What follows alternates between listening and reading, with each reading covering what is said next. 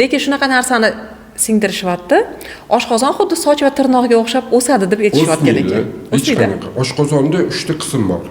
Ovqat hazm qiladigan qism bor, havo turadigan qism bor va o'sha suv turadigan, suv yuradigan yo'l bor. Qatinidir olib tashladingizmi, u joyini, u masalan zonasini boshqa zona bajarmaydi. Bizda-chi noto'g'ri tushuncha borda, bizda yomon bir odat bor. Biza avval bizdan oldingilar bosib o'tgan izni yo'ldan xulosa chiqarmaymiz. Tushunasizmi? Bu bariatriyadan, sog'lom oshqozonni operatsiya qilishdan butun dunyo voz kechgan. Bilasizmi nimaga? 2019-yil tekshiruv o'tkazilgan. Sog'lom oshqozonini operatsiya qildirib olib tashlattirgan odamlarda tekshiruv o'tkazilgan. 75 mingta odamni Amerikada tekshirishgan.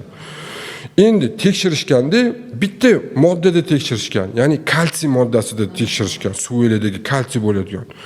Oshqozonni har xil operatsiyalar bilan oldirib tashlagan odamlarda ma'lum bir vaqtdan keyin, 15 yildan keyin organizmda kalsiy moddasini so'rilmaganligi hisobi uchun 65% holatda organizmdagi suveli mo'rt bo'lib qolgan. 10 yil, 15 yildan keyin o'shalarni suvelarini sinish ehtimoli 85% ga ko'tarilgan. Tasavvur qiling, hozir 18 yoshdagilar men operatsiya qilaman, menga pul bering deb turibdi. Men shaxsan o'zim bilaman, o'zimni kasalim. 18 yoshli qiz, semiz qiz pul yig'yapti oshqozonni oldirib tashlashga. Oldirib tashlaydi, ozgina vaqt o'tadi, natijasiga erishadi. Keyin o'ylamaysanmi? 10 yildan keyin nima bo'ladi? 10 yildan keyin 40 ga chiqqanda nima bo'ladi? Hali ona bo'lishi bor. Shu narsa bilan ertaga farzandli bo'lishing kerak. U narsani oldirib tashlaganingdan keyin, o'zing oziqa narsa yemaganingdan keyin, o'zingga oziqa narsalar kirmagandan keyin farzandingga nima berasan? Chunki bola butun onani organizmidagi hamma vitaminlarni tortib oladi. Erkak kishilarda ham sahrli diabetni davolaganmish, sahrli diabetdan tuzalib ketganmish. Ikkita minus ular o'ylaydiki, masalan, ikkita minus plus bo'ladi deb o'ylaydi, tez bo'lib qoladi. Unaqa bo'lmaydi. Ikkita minus bu 3-minusga olib keladi. Ikkita minus degani обязательно 3-minus bo'ladi. Toki inson o'zini ustida ishlamas ekan, mana shu zonadan chiqmas ekan, dangasalik zonasidan foydasi yo'q.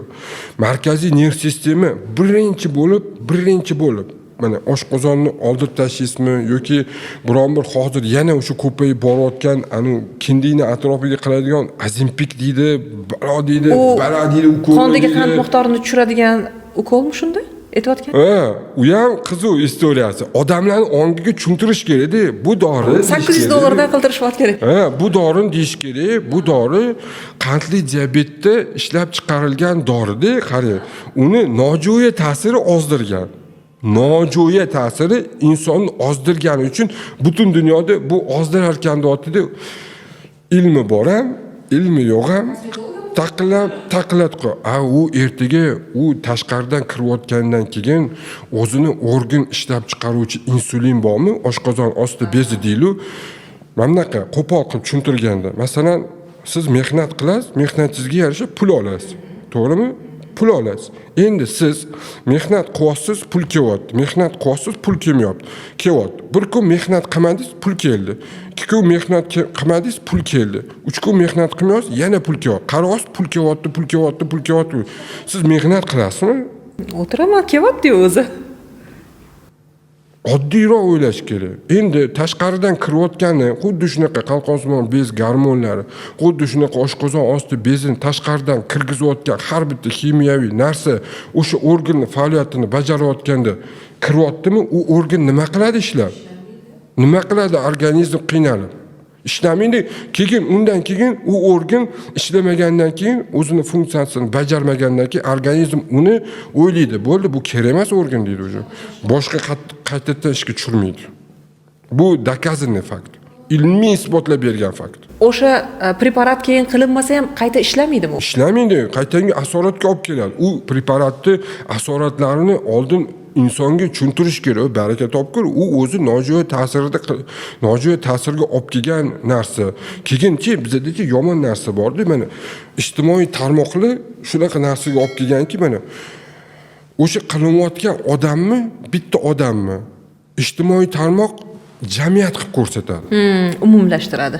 Demak, hammaga xuddi shunaqa ta'sir qiladi degan tushunchani beradi. Umumlashtirib yuboradi. Hamma o'ylaydiki, bunga ham shunaqa ta'sir qilyaptimi, menga ham shunaqa ta'sir qiladi deydi. Bitta odam o'ylaydimi, bo'ldi, ketdi, qolgan 40 mingta kuzatuvchilar bor, millionlab odam ko'ryapti shu narsani. Chunki millionlab odamni ko'rmasdan turib, taqillatib nazarchini qilyapti. Baraka topsin, borkin ishqon.